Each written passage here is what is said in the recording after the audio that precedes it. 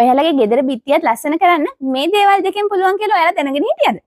ඔව් ඇත්තටම පුළුවන්. ඉතින් මේ ලස්සන නිර්මාණي කරන්නේ කොහොමද කියලා අපි දැන් බලමු. ඔයාලට පේනවා ඇති මේ විදිහට අවශ්‍ය උස ප්‍රමාණයෙන් සමාන උසට රීප්ප කෑලි දෙකයි අවශ්‍ය පළලට සමාන උසින් රීප්ප කෑලි දෙකයි විදිහට මම කොටස් හතරක් මුලින්ම අරගෙන තියෙනවා.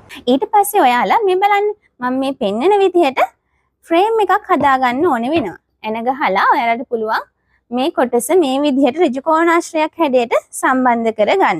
ඉතින් ඔයාලට පුළුවන් මේ රීප්පේ උස වැඩි පැත්ත සහ මේ උස අඩු පැත්ත කැමති විදිහකට මේ සඳහා යොදා ගන්න පුළුවන්.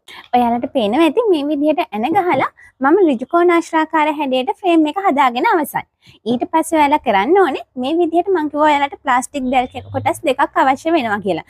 ඒකෙන් එක කොටසක් ඔයාලට පේනවා ඇති මේ විදිහට එක පැත්තකට තියලා ඔයාලට ටින්ටර් සැන වලින් රඳව ගන්න හරි නැත්නම් ලී වලට ගහන ස්ටේප්ලර් එකකින් මේ කොටස රඳව ගන්න පුළුවන්. ඉතින් මම මේ විදිහට ලී වලට ගහන ස්ටේප්ලර් එකකින් තමයි මේක රඳව ගන්න. ඉතින් මේ වගේ එකක් නැති කෙනෙක්ට මම කිව්වා වගේ ටින්ටර් සැන වලින් මේ ප්ලාස්ටික් දැල් රඳව ගන්න පුළුවන්.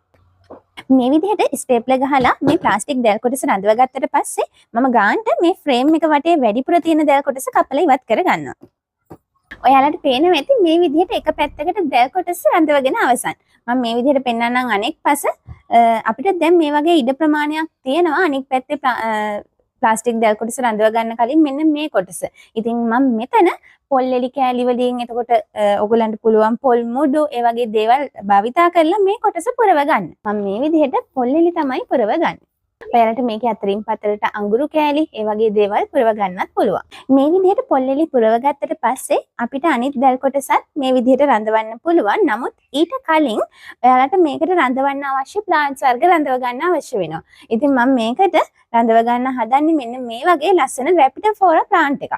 මම දැන් කරන්නේ මේ පැලේ රඳව ගන්න පුළුවන් විදිහේ ප්‍රමාණය රවුමක් කපලා ඉවත් කරගන්න එක. මම දැන් මේ විදිහට කරගෙන තියෙන්නේ මේ පැලේ රඳව ගන්න පුළුවන් ප්‍රමාණයට මේ විදිහට සිදුරක් හදාගෙන තියෙනවා. ඉතින් ඒ සිදුර තුලින් අපිට දැන් මේ පැලය ඇතුළට රඳව ගන්න පුළුවන්. ඔයාලට පේනවා ඇති මෙන්න මේ විදිහට දැල් කොටසේ මම සිදුරක් හදාගෙන තියෙනවා මේ විදිහට පැලේ රඳව ගන්න පහසු වෙන්න. ඔයාලට පේනවා ඇති මම මෙන්න මේ විදිහට ප්ලාන්ට් එක රඳවගෙන අවසන්. මම මෙහෙම පෙන්නන්නම්. මේ විදිහට ප්ලාන්ට් එක රඳව ගත්තට පස්සේ අපිට පුළුවන් නැවත වතාවක් ස්ටේප්ලර් හෝ ටින්ටර්ස් එන මගින් මේ ප්ලාස්ටික් දැල් කෑල්ල මේ විදිහට රීප්ප කොටසට රඳව ගන්න. ජීවයෙන් පිරුණු මේ ලස්සන නිර්මාණය දිහා බලන්න. ඔයාලයි ගෙදර බිත්තිය ලස්සන කරගන්න මේක හරිම අපූර්ව අදහසක්. ඉතින් ඔයාලට ගෙදර තාප්පි බිත්තියට උනත් මේ වගේ කොටස් හදලා ලස්සනට arrange කරගන්න පුළුවන්. ගොඩක් අයට හිතෙන්න පුළුවන් තාප්පි බිත්තියකට අපි ප්ලාන්ට් වර්ග ඇරිහම බිත්තිය සවුත්